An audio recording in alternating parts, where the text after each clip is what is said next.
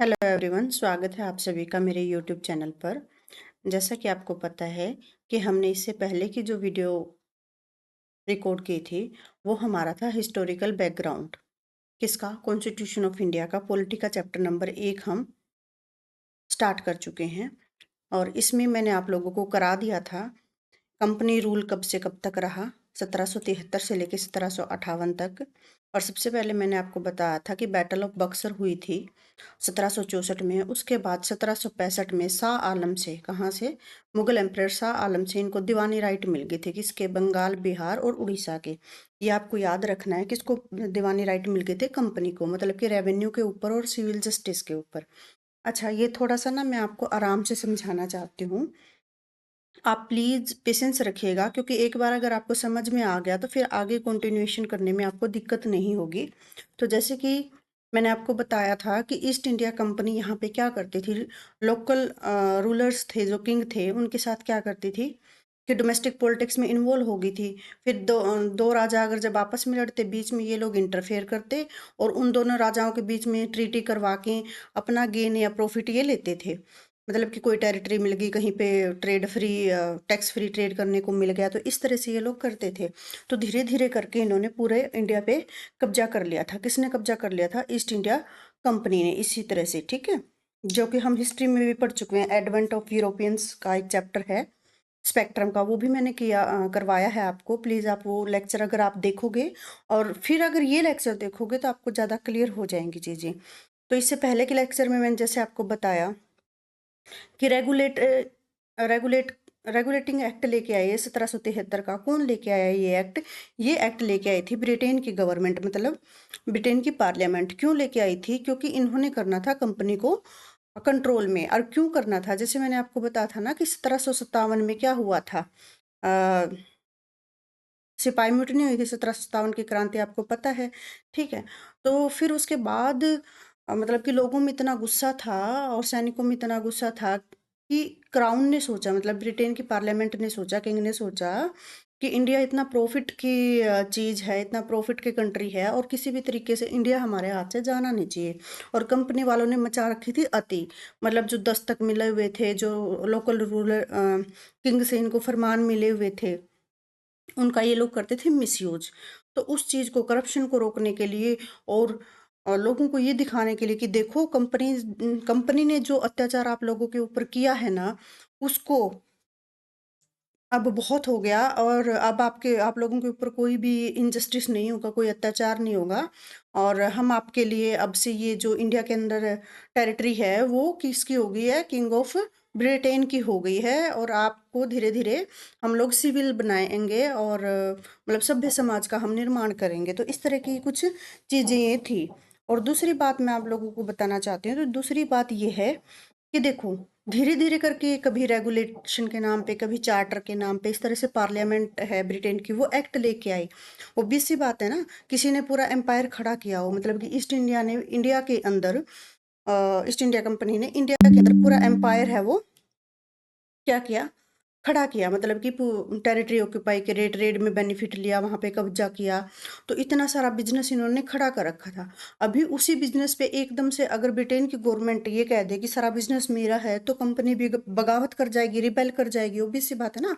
अब मान के चलो कि आज अंबानी या अडानी का इतना बड़ा बिजनेस है और गवर्नमेंट कह दे कि ये सारा बिजनेस है, ये अब है पब्लिक प्रॉपर्टी आएगा, मतलब कि पीएसयू में कंसिडर हम कर देंगे, सरकारी प्रॉपर्टी होगी, तो ये लोग बगावत कर देंगे।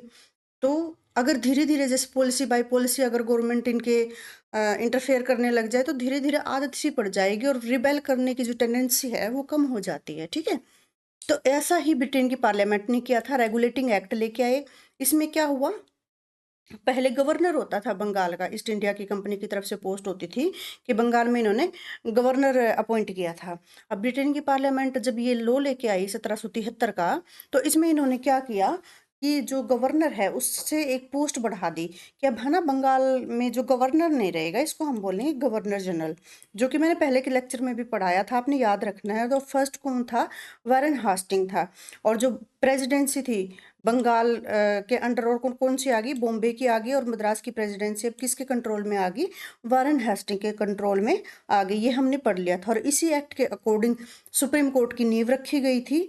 और इसी एक्ट के अकॉर्डिंग ये कहा गया था कि कंपनी के जो सर्वेंट है वो प्राइवेट ट्रेड नहीं करेंगे, मतलब गिफ्ट वगैरह नहीं लेंगे। क्यों? ताकि करप्शन को रोका जा सके। कोर्ट ऑफ डायरेक्टर की पोस्ट क्रिएट करी गई, और ये सारे मैटर देखेगी रेवेन्यू के, सिविल और मिलिट्री अफेयर्स जो ईस्ट इंडिया कंपनी के थे। उसके बाद कहते हैं जब एक बार में पहली बार कोई चीज़ करते हैं तो उसमें कोई ना कोई देखो कमी खामी रह ही जाती है। तो उस कमी को पूरा करने के लिए दूसरा अमेंडमेंट किया इन्होंने 1781 का। अच्छा, एक बात और बता दूं मैं आप लोगों को। देखो, ये जो कमियां दूर कर रहे थे ना, ये इंडिया के लोगों के लिए नहीं कर रहे थे, इंडिया के बेटरमेंट के लिए नहीं कर रहे थे। ये पार्लियामेंट खुद के बेटरमेंट के लिए, और यूके कैसे और भी ट्रेड कर सके, कैसे और भी बेनिफिट ले सके, इंडिया से और भी रेवेन्यू जनरेट कर सके, उसके लिए किए जा रहे थे। तो ये माइंड में अपने क्लियर रखना है। फिर कहता है कि अमेंडमेंट किया गया, इसके अंदर क्या किया गया? जो गवर्नर जनरल को बोला गया कि आपको एग्जेम्प्ट किया जाता है कि काउंसिल की जुरिडिक्शन से आपसे ली जाती है, और जो रेवेन्यू के मैटर हैं उसमें सुप्रीम कोर्ट है वो दखल अंदाजी नहीं करेगा। और जो क्या कहते हैं, मुस्लिम्स को मुस्लिम लॉ के अकॉर्डिंग ट्रीट किया जाएगा, जस्टिस दिया जाएगा, हिंदुओं को हिंदू लॉ के अकॉर्डिंग जस्टिस दिया जाएगा। और क्या किया था कि it laid down the appeal from the provincial court could be taken to the governor in council, not to supreme court। इसका मतलब क्या था कि जर्नल था, गवर्नर जनरल था, उसके पास एक रेगुलेशन फ्रेम करने की पावर आ गई प्रोविंशियल कोर्ट से और काउंसिल से। ये आपको याद रखना है। फिर आता है पिट्स इंडिया एक्ट। उस टाइम जो ब्रिटेन का प्रधानमंत्री था वो पिट्स था 1784 में। तो वो भी एक एक्ट लेके आया था। इसने एक एक्स्ट्रा जो पोस्ट है वो क्रिएट करी थी। कोर्ट ऑफ डायरेक्टर की जगह इन्होंने किया था बोर्ड ऑफ कंट्रोल की पोस्ट है वो क्रिएट की थी। इसमें इन्होंने क्या किया था, जो कंपनी के लीगल मैटर हैं और जो ट्रेड को लेके जो मैटर हैं वो अलग कर दिए थे। इससे पहले के लेक्चर में मैंने आपको ये सब बताया हुआ है, तो आप एक बार जाके वो रिवाइज कर लीजिएगा ताकि आप कंटिन्यूएशन कर सकें। तो अब हमने शुरू करना है चार्टर एक्ट 1853 का। इसमें क्या कहा गया था कि ये लास्ट चार्टर एक्ट था। मैंने आपको बताया था ना, चार्टर एक्ट लेके आते थे ये लोग, हर 20 साल बाद चार्टर एक्ट लेके आते थे। तो 1793 से लेके 1853 की सीरीज में एक लास्ट एक्ट था ब्रिटेन की पार्लियामेंट की तरफ से। और इसके फीचर्स हैं वो हम देख लेते हैं क्या है। किसने सेपरेट कर दिया फर्स्ट टाइम, किसको? लेजिस्लेटिव और एग्जीक्यूटिव जो फंक्शन थे गवर्नर जनरल की काउंसिल के, मतलब भी कानून बनाने की प्रक्रिया और उनको इम्प्लीमेंट करने की प्रक्रिया है वो अलग कर दी थी। उसके अलावा इन्होंने क्या किया कि 6 अलग मेंबर लेजिस्लेटिव काउंसिल में जोड़े। ठीक है, इसका मतलब एक मिनी पार्लियामेंट इन्होंने यहाँ पे क्रिएट कर दी। मतलब कि अगर मिनी पार्लियामेंट की अगर फॉर्मेशन देखें तो इस चार्टर एक्ट के तहत वो शुरू हुई थी। तो इस तरह से इन्होंने क्या किया, legislation for the first time treated as a special function of the government. जो स्पेशल मशीनरी होगी गवर्नमेंट की, और अलग अलग तरीके से ये कानून है वो पास करने लगे। फिर इन्होंने क्या किया, ओपन कंपटीशन रख दिया सिलेक्शन और रिक्रूटमेंट में सिविल सर्वेंट के लिए। मतलब पहले हमारे इंडियंस को अलाउड नहीं होता था, इसमें जो कंपनी के अंदर जो बड़ी बड़ी पोस्टें होती थी, जैसे सिविल सर्विस की जो यूपीएससी का आज का जो पैटर्न है वो इसी के अंडर आया था। 1833 में मैंने बताया था ना कि ओपन कर दिया था। लेकिन जो कोर्ट ऑफ डायरेक्टर थे, कंपनी के जो बड़े होल्डर थे, पोस्ट होल्डर थे, उन्होंने क्या किया कि भाई नहीं, अगर इंडियंस को हम लोग अच्छी पोस्ट पे रखेंगे, बड़ी पोस्ट पे रखेंगे, तो वो अपने हिसाब से काम करेंगे और ये कंपनी के लिए चीज़ नेगेटिव हो सकती है, तो हम ज़्यादा प्रॉफिट है वो इंडिया से नहीं ले पाएंगे। तो 1853 का चार्टर एक्ट जब आया था तो इसमें ये चीज़ है हटा दी गई थी, और एक मैकॉले कमेटी की फॉर्मेशन की गई थी। ये बहुत इंपॉर्टेंट है कि इस कमेटी के थ्रू इंडियंस को चांस दिया गया था कि आप भी एग्जाम दे के अच्छी पोस्ट ले सकते हैं कंपनी के अंदर। फिर कंपनी के रूल को एक्सटेंड किया गया। क्या किया गया कि आप पोजीशन है वो कर सकते हैं इंडियन टेरिटरी का, मतलब कि लोकल जो किंग थे, प्रिंस थे, उनके साथ आप डोमेस्टिक पॉलिटिक्स में इन्वॉल्व हो जाना, और जो भी ट्रीटी वगैरह करते हो, वार में इन्वॉल्व होते हो, कोई बात नहीं, उसके बदले में अगर इंडिया में आपको कोई जगह कोई टेरिटरी मिलती है तो आप उस चीज़ को कंटिन्यू कर सकते हैं। ठीक है। फिर क्या कहता है, this was a clear indication that company rule could be terminated at any time at the parliament like. अब इसमें जो टाइम पीरियड था ना, कि आप ब्रिटेन, जो ब्रिटेन का क्राउन है उसके नाम पे आप टेरिटरी ऑक्यूपाई कर सकते हो, लेकिन कितने समय के लिए कर सकते हो ये डिफाइन नहीं किया गया था। तो इससे ये साफ संकेत था कंपनी को कि आपका जो रूल है वो कभी भी टर्मिनेट किया जा सकता है। मतलब जो ब्रिटेन का क्राउन है, आप मतलब कि जो ब्रिटेन की पार्लियामेंट है, गवर्नमेंट है, वो कभी भी कंप्लीटली ओन कर सकती है किसको, ईस्ट इंडिया कंपनी को। फर्स्ट टाइम क्या किया, लोकल रिप्रेजेंटेशन दी गई इंडियंस को सेंट्रल लेजिस्लेटिव काउंसिल में। 6 और मेंबर जोड़े गए गवर्नर जनरल की काउंसिल में। 4 मेंबर को अपॉइंट किया गया local provincial government of Madras, Bombay, Bengal और आगरा। ये बहुत बहुत इंपॉर्टेंट है कि पूछ लेंगे कि जो लोकल मेंबर्स हैं वो किन किन प्रोविंस से ऐड किए गए थे। तो याद करने का इजी तरीका देखो यही है कि 3 इनकी प्रेसिडेंसी थी, बंगाल में, बॉम्बे में और मद्रास में। सिर्फ एक्स्ट्रा आपको क्या याद रखना है, आगरा याद रखना है। ओके। उसके बाद जो गवर्नर जनरल का जो पोस्ट थी ना, उसको अब ये क्या कहने लगे, उसको ये कहने लगे वाइस रॉय ऑफ इंडिया। ये हम पढ़ेंगे कब, क्राउन रूल शुरू होता है तब से। ठीक है। अब हम स्टार्ट करते हैं गवर्नमेंट ऑफ इंडिया एक्ट 1858 का, क्योंकि जो ये चार्टर एक्ट थे ये 1853 का लास्ट था। अब आ जाता है क्राउन का रूल, क्योंकि जो 1857 की क्रांति होती है उसमें बगावत हो गई थी देश में पूरा, मतलब विरोध का माहौल था। और जो ब्रिटेन की पार्लियामेंट थी या गवर्नमेंट थी या किंग था जो, वो नहीं चाहते थे कि इंडिया उनके हाथ से निकल जाए।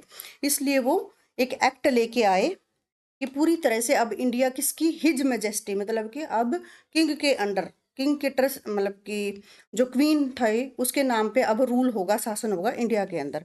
तो अब आता है गवर्नमेंट ऑफ इंडिया एक्ट 1858। अब इसका क्या सिग्निफिकेंस था कि ये एक्ट है वो लाया गया था कि रिवोल्ट जो हुआ था 1857 की जो क्रांति हुई थी, इसको फर्स्ट वार ऑफ इंडिपेंडेंस बोला था। ये किसने बोला था आप बताओ, वीर सावरकर ने बोला था कि जो सिपाही म्यूटनी है वो फर्स्ट वॉर था इंडिपेंडेंट का। ये कभी कभी स्टेटमेंट देके क्वेश्चन पूछ लेते हैं कि ये स्टेटमेंट है वो किसने कही थी।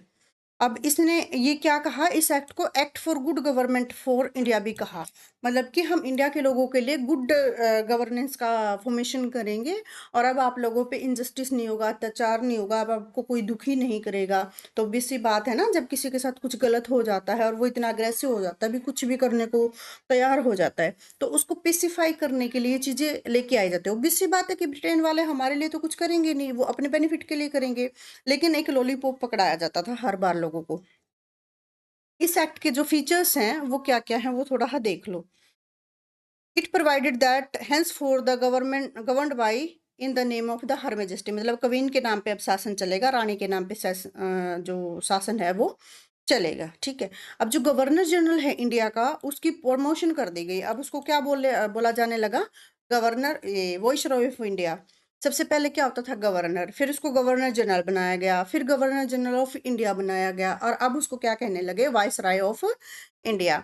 और ये डायरेक्ट रिप्रेजेंटेटिव था ब्रिटिश क्राउन इन इंडिया, मतलब कि जो किंग था वो डायरेक्ट भेजता था अपनी तरफ से एक मेंबर, क्या बना के, वाइस राय बना के। तो लॉर्ड कैनिंग है वो क्या था, फर्स्ट वाइस राय था। और वारन हेस्टिंग क्या था, फर्स्ट गवर्नर जनरल था। विलियम बेंटिंग क्या था, फर्स्ट गवर्नर जनरल से आपने हमने क्या बना था, गवर्नर जनरल ऑफ इंडिया बनाया था। ठीक है, इतनी बात आपको याद रखनी है। तो इस तरीके से एंड हो जाता है डबल गवर्नमेंट सिस्टम का, मतलब कि बोर्ड ऑफ कंट्रोल और बोर्ड डायरेक्टर ऑफ कोर्ट है, ये पोस्ट है वो खत्म हो जाती है। जो हमने देखा था ये कब आई थी, 1833 के एक्ट में आई थी। ये आपको बहुत अच्छे तरीके से याद होनी चाहिए, ये चीजें भूलना नहीं है किसी भी हालत में। बहुत डायरेक्ट क्वेश्चंस हैं वो क्रिएट किए जाते हैं इससे। अब नया ऑफिस बना दिया गया, secretary of state for India, wasted with complete authority control over Indian administration, मतलब कि एक सेक्रेटरी ऑफ स्टेट का ऑफिस बनाया गया है इंडिया के अंदर कि सारा एडमिनिस्ट्रेशन यही देखेंगे। Secretary of state was a member of the British cabinet and was responsible ultimately to the British parliament, मतलब जो सेक्रेटरी होता था ये एक मेंबर होता था किसका, जो ब्रिटेन में पार्लियामेंट है उसकी कैबिनेट का एक मेंबर होता था। जैसे अपने यहाँ होते हैं ना कैबिनेट मिनिस्टर, मतलब कि पूरी गवर्नमेंट में 10-12 कैबिनेट मिनिस्टर होते हैं, वैसे ही कैबिनेट का एक ये मेंबर था और जो कि रिस्पॉन्सिबल था ब्रिटिश पार्लियामेंट को। मतलब ये कि इंडिया में कुछ भी काम होगा और कुछ भी चीज़ हो रही है, गलत हो रही है, सही रही हो रही है, उसकी पूरी अकाउंटेबिलिटी ये जाके देगा, मतलब अपनी रिपोर्ट देगा ब्रिटेन की पार्लियामेंट को। It established a 5-member Council of India to assist the Secretary of State for India। obvious सी बात है भी, सेक्रेटरी की सचिव की पोस्ट है तो इसको बंदे भी चाहिए कामकाज संभालने के लिए, और 15 मेंबर इसकी काउंसिल में रखे गए। और जो काउंसिल थी वो एडवाइजरी बॉडी थी, मतलब सलाह दे सकती थी। और इस जो काउंसिल का मेंबर है, ऑब्वियस सी बात है कौन बनाया जाएगा, सेक्रेटरी ऑफ स्टेट इसका चेयरमैन होगा। तो इस तरह से it constituted the secretary of state in the council as a body corporate capable of suing being sued in India और इन इंग्लैंड। मतलब कि जो सेक्रेटरी ऑफ स्टेट है, वो जो बॉडी है, काउंसिल बॉडी है, कि वो कोऑपरेट करेगी और वो कैपेबल है कि कोई भी मैटर जो हो रहा है उसको देखने के लिए, उसके ऊपर केस करने के लिए, चाहे इंडिया के अंदर चाहे इंग्लैंड के ऊपर। ठीक है, इंग्लैंड के अंदर। The act of 1858 was however largely confined to the improvement of the administrative machinery by which Indian government was to be supervised control in the England। मतलब कि जो 1858 का जो एक्ट था ना, ये क्या था, अगर पूरे एक लार्ज फ्रेम में देखें तो ये एक सिस्टम था गवर्नमेंट का भी, कैसे इंडिया के अंदर जो सिस्टम चल रहा है, ब्रिटेन की जो गवर्नमेंट है या पार्लियामेंट है, उसको सुपरवाइज करे, कैसे कंट्रोल करे। तो गुड गवर्नमेंट एक्ट का नाम का कोई क्वेश्चन आ जाए तो वो किसको बोलोगे, 1858 के एक्ट को। फिर आता है इंडियन काउंसिल एक्ट, क्योंकि काउंसिल की फॉर्मेशन यहाँ से शुरू हो गई थी, तो इसलिए आगे जो एक्ट आया उसको क्या बोला गया, Indian council act of the 1861। Great revolt हुआ, हमें पता है 1857 की क्रांति हुई। फिर गवर्नमेंट को लगा कि अब तो नेसेसिटी है कि कोऑपरेशन लिया जाए इंडियन से। अगर इंडियंस का कोऑपरेशन, हम इंडियंस को पावर या थोड़ा थोड़ा लालच नहीं देंगे किसी पोस्ट का, या इनको थोड़ा सा भाई किसी पोस्ट में एडमिनिस्ट्रेशन में नहीं रखेंगे, तो यहाँ हमारे लिए ट्रेड करना मुश्किल हो जाएगा और यहाँ रुकना मुश्किल हो जाएगा, इंडिया हमारे हाथ से जा सकता है हमेशा के लिए। तो इस चीज़ को ध्यान में रखते हुए इन्होंने क्या किया, पॉलिसी ऑफ एसोसिएशन भी आपका कोऑपरेशन हमें चाहिए। 3 एक्ट इन्होंने बनाए, 1861 का, 1892 का और 1909 का। The Indian council act of 1861 is an important landmark in the constitutional history. अब कैसे ये लैंडमार्क है कि हमारे कॉन्स्टिट्यूशन में क्या बातें इस एक्ट से रखी गई, उसके बारे में हम देख लेते हैं।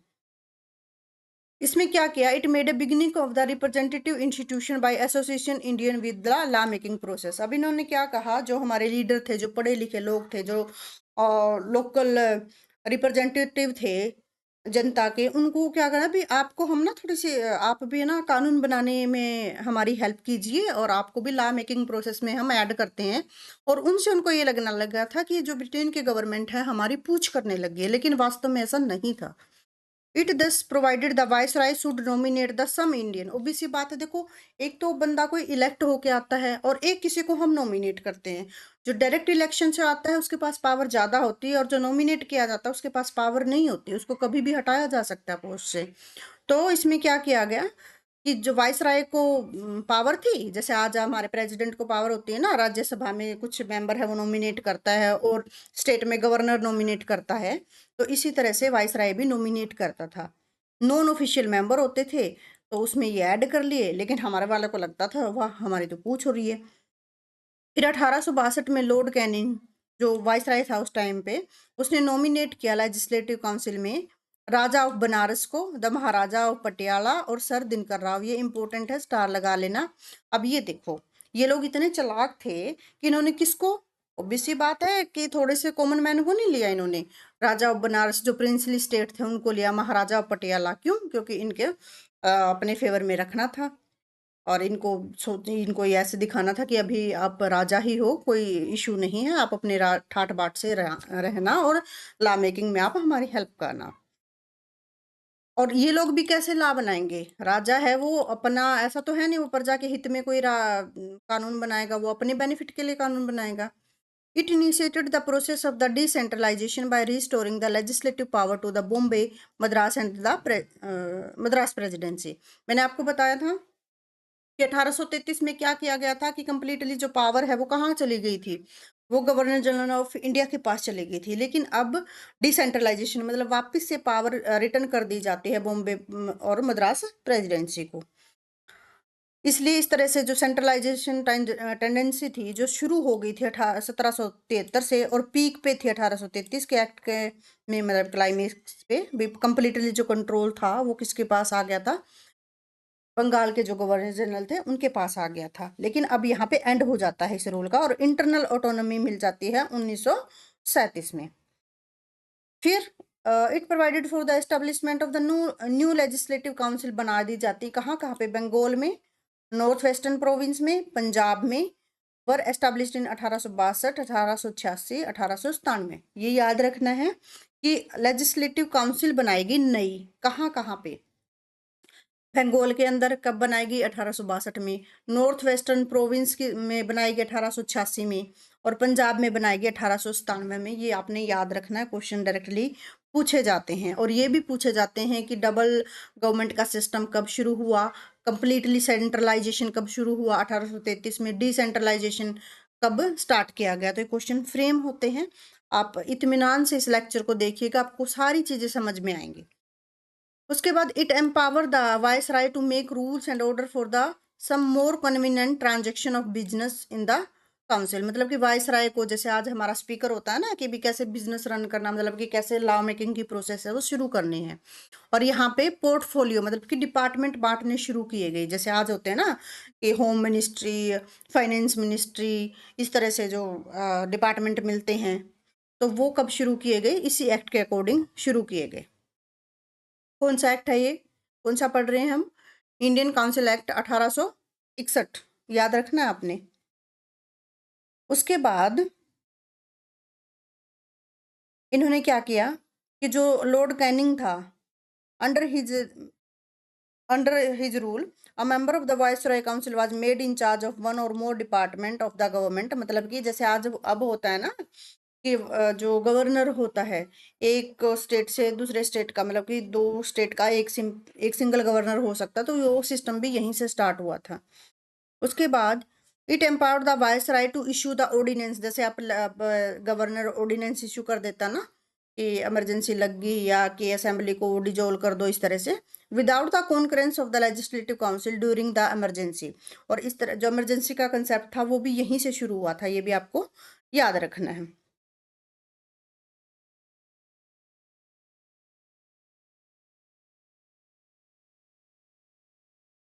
ठीक है, तो ये हमारे कुछ एक्ट थे जो आपको पता होने चाहिए। उसके बाद हमारा एक्ट आता है इंडियन काउंसिल एक्ट 1892 का। इस एक्ट के फीचर क्या थे, ओबीसी बात है कि नॉन ऑफिशियल मेंबर है, ये लोग इंक्रीज करते गए और धीरे धीरे हमारे जो लीडर थे, लोकल लीडर थे, उनको ये लगता था कि उनकी पूछ हो रही है, उनको डिसीजन मेकिंग प्रोसेस में ऐड किया जा रहा है, लेकिन वास्तव में ऐसा नहीं था। फर्स्ट टाइम इन्होंने क्या किया, एसोसिएशन कर दिया इंडियंस का एग्जीक्यूटिव में, पहले लेजिस्लेटिव में लेके आए फिर एग्जीक्यूटिव में लेके आई। एग्जीक्यूटिव में कौन आया था, सत्येंद्र प्रसाद सिन्हा। ये वेरी वेरी इंपॉर्टेंट है, ये भी आपको रखना है कि फर्स्ट इंडियन जो जिसने ज्वाइन किया था वायसराय की एग्जीक्यूटिव काउंसिल को, वो थे सत्येंद्र प्रसाद सिन्हा। और दूसरा देखो यहाँ पे, ये देखो जहाँ मेरा मार्कर चल रहा है, यहाँ पे जो लेजिस्लेटिव काउंसिल में राजा ऑफ बनारस, राजा ऑफ पटियाला और सर दिनकर राव, ये थोड़ा कंफ्यूज नहीं हो ना, आपको एक एक चीज है वो क्लियर करते चलना है। तो इसको लॉ मेंबर बनाया गया था, किसको, सत्येंद्र प्रसाद सिन्हा को। फिर कम्युनल रिप्रेजेंटेशन शुरू कर दिया इन्होंने, मतलब इनका ये तो था ही ना, फूट डालो राज करो, मुस्लिम को वोट मुस्लिम देगा, हिंदू को हिंदू देगा, तो इस तरह का कंसेप्ट लेके आए ये, सेपरेट इलेक्टोरेट का कंसेप्ट ये लेके आते हैं। Under this Muslim member were to be elected only by Muslim voter and Lord Minto came to known as the father of the communal electorate. और लॉर्ड जो मिंटो है उसको क्या बोला जाता है, कम्युनल इलेक्टोरेट का फादर बोला जाता है। ये आपको याद रखना है एट एनी कॉस्ट, बहुत बहुत इंपॉर्टेंट है ये चीजें। फिर हम पढ़ेंगे इंडियन काउंसिल एक्ट 1909 का। ये बहुत ज्यादा इंपॉर्टेंट है, इसको मोरले मिंटो रिफॉर्म भी बोला जाता है, इसको हम नेक्स्ट लेक्चर में करेंगे। ओके।